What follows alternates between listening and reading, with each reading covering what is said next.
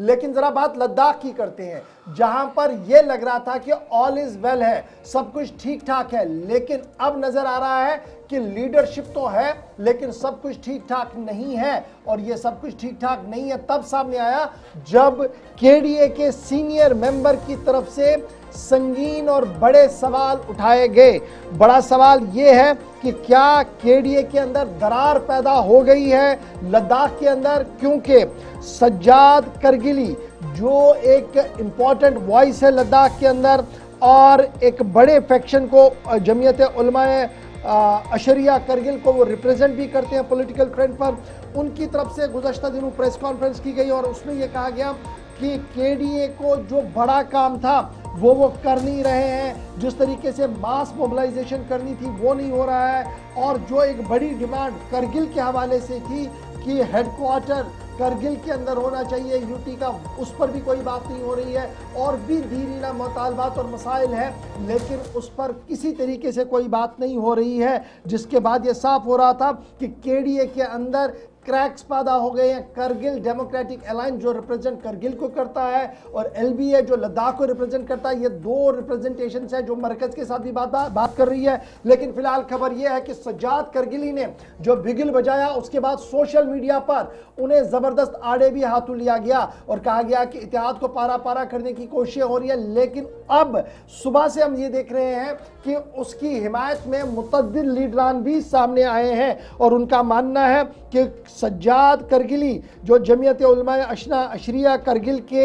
Representative है और KDA को वो रिप्रेजेंट भी करते हैं, मरकज़ के अंदर वो बातचीत के उस हिस्सा भी है। उन्होंने जिस तरीके के सवालात उठाए हैं रोड मैप को लेकर, कम्युनिकेशन को लेकर, मीटिंग्स को लेकर, 6 शेड्यूल को लेकर और गारंटीज को लेकर, वो कहीं ना कहीं सही है। और इस तरीके से अब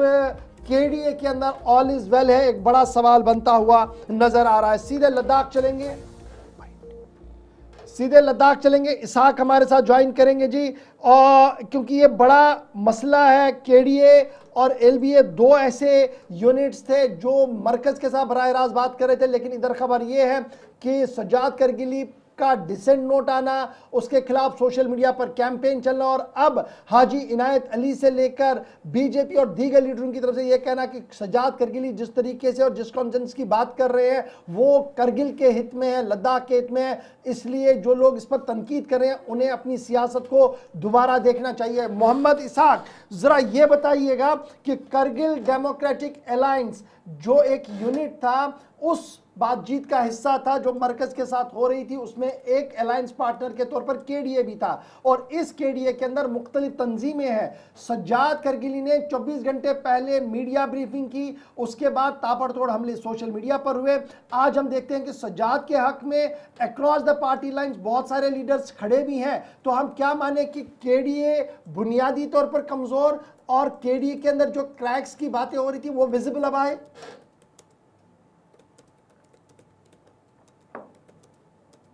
करगिल की जानिब से एक प्रेस कॉन्फ्रेंस किया गया था जिसमें करगिल लद्दाख के जो मेजर इश्यूज हैं उनको हाईलाइट किया था और साथ ही साथ उस वक्त सज्जाद करगिली ने करगिल डेमोक्रेटिक अलायंस की खामोशी पे सवाल उठाया था और उनका कहना था कि करगिल डेमोक्रेटिक अलायंस ने इससे पहले जिस तरह से लोगों से वादा किया था कि लोगों के साथ मिलके, लोगों के साथ बात करके, लोगों के बीच में जाके, जगह जगह जाके जो है वो अपने जो डिमांड्स हैं उसको जोरदार तरीके से आगे लेने की कोशिश किया जाएगा, लेकिन अभी तक उसके ऊपर किसी भी तरह की काम नहीं हुआ है। तो उसको लेकर सज्जाद की तरफ से बड़ा सवाल देखने को मिला। लेकिन उसके फौरन बाद सोशल मीडिया पे सज्जाद करगिली को लेके जो उनके इथनिसिटी को लेके कहीं ना कहीं लोगों की तरफ से कई सारे जो सोशल मीडिया हैंडल्स की तरफ से इथनिसिटी को लेके सवाल उठाया गया, उसके ऊपर पर्सनल अटैक्स किया गया। तो उसके बाद फौरन बाद जितने भी अबव जो खासकर जो पॉलिटिकल और जो काउंसलर्स हैं, चाहे वो भारतीय जनता पार्टी के जो सीनियर मेंबर हाजी इनायत अली हो या कांग्रेस के जो यूनियन टेरिटरी लद्दाख के यूथ के प्रेसिडेंट आमिर लोन हो या द्रास साइड के जो मुख्तलिफ जो काउंसलर्स हैं अब्दुल समद की, अब्दुल वाहिद की बात करें या अल्ताफ की बात करें, उसके अलावा जो मुख्तलिफ CCLSDC करगिल की बात करें, उन सारे लोगों ने सज्जाद को हिमायत करते हुए और जिस तरह से पर्सनल अटैक्स किया गया है उनके एथनिसिटी पे, तो उसको कंडेम किया है। और CC करगिल ने भी उसके ऊपर कंडेम करते हुए कहा है कि इस तरह की जो पॉलिटिक्स हैं वो जवाजियत नहीं देता है, क्योंकि सभी का मानना था कि सज्जाद करगिली ने जिस तरह से प्रेस कॉन्फ्रेंस किया और उसके अलावा जब जब भी करगिल के हवाले से जो इश्यूज उठा, उनके ऊपर बड़े पैमाने पे इश्यूज को करगिल हित में, लद्दाख हित में जो इश्यूज रेज किया है, इस तरह की बातें सज्जाद की हिमायत में करते हुए आ रहे हैं। हाल अगर बात रही करगिल डेमोक्रेटिक अलायंस की, करगिल डेमोक्रेटिक अलायंस में फिलहाल जो है ऑफिशियली करगिल डेमोक्रेटिक अलायंस की तरफ से जब से सज्जाद करगिली ने करगिल डेमोक्रेटिक अलायंस के खामोशी के ऊपर और करगिल डेमोक्रेटिक अलायंस जो है सीरियस नहीं है, इस तरह की सवालात उठाया था, उसके बाद ऑफिशियल अभी तक करगिल डेमोक्रेटिक अलायंस की तरफ से किसी भी तरह की स्टेटमेंट नहीं आया है। हालांकि जराये के हवाले से खबर मिली है कि KDA जो है, करगिल डेमोक्रेटिक अलायंस जो है, उसमें रिवायती सियासतदान है, सज्जाद जो है ये हटकर हमेशा सियासत कर रहे हैं, यही वजह है कि डिसेंट आ गया, डेफर ऑफ ओपिनियन आ गया, और कुछ चीजें सही भी हैं जो ग्राउंड पर दिखनी चाहिए थी, जो वाइब्रेशन दिखनी चाहिए थी, वो दिखी नहीं एज कंपेयर टू इन करगिल। जी यकीनन, अगर लेके कंपेयर में अगर हम करगिल में देखा जाए तो करगिल डेमोक्रेटिक अलायंस की तरफ से काफी लंबे अरसे से कहीं न कहीं पब्लिक डोमेन में आते हुए और पब्लिक के हवाले से किसी भी तरह की की बात करें या मीटिंग्स की बात करें या प्रोटेस्ट की बात करें, इस हवाले से पिछले मीटिंग्स के बाद फिलहाल देखने को नहीं मिला है। हालांकि जराये के हवाले से हमें ये इन्फॉर्मेशन मिली कि सज्जाद करगिली ने जिस तरह से सवाल रेज किया था, उसके बाद जो है